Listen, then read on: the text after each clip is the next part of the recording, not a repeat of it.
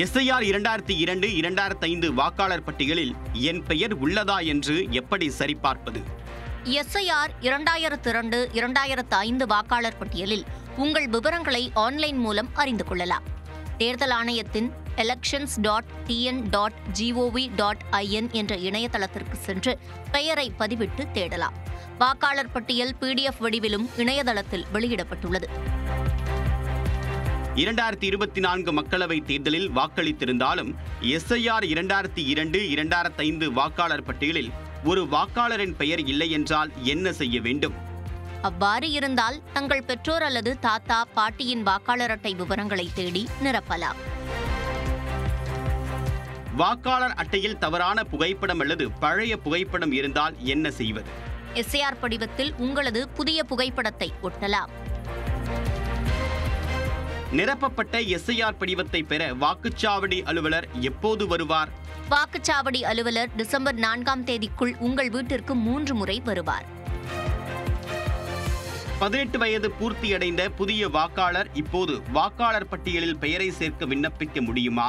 ஆம், 18 வயது பூர்த்தியடைந்த புதிய வாக்காளர் கணக்கெடுப்பின் போது பெறப்பட்ட படிவம் 6ஐ உறுதிமொழி படிவத்துடன் பூர்த்தி செய்து விண்ணப்பிக்கலாம்.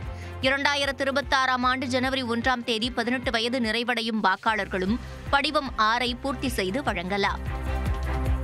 SIR படிவத்தை நிரப்ப எனக்கு உதவி செய்வார்களா? வாக்காளர்கள் கட்டணமில்லா உதவி எண் 1950 தொடர்பு கொள்ளலாம். தேர்தல் ஆணையத்தின் இணையதளத்தில் உள்ள book a call with BLO வசதியை பயன்படுத்தலாம். SIR படிவத்தை இணையதளத்தில் பூர்த்தி செய்ய வசதி உள்ளதா? https://voters.eci.gov.in என்ற இணையதளத்திலும் SIR படிவத்தை பூர்த்தி செய்யலாம்.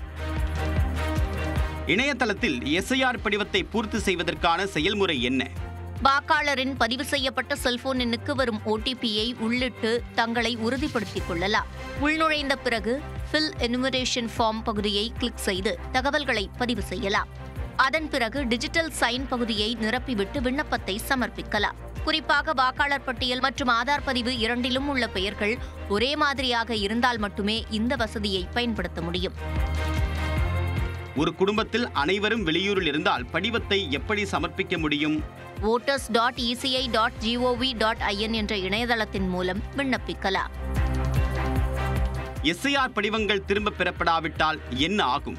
வாக்குச்சாவடி அலுவலர் அருகில் உள்ள வாக்காளர்களிடம் விசாரித்து SIR படிவங்களை திருப்பிச் சமர்ப்பிக்காத வாக்காளரை இல்லை என்றோ, இறந்துவிட்டதாகவோ அல்லது இடம் மாற்றம் செய்துவிட்டதாகவோ அல்லது போலி வாக்காளரா என்பதை உறுதி செய்து கொள்வார்.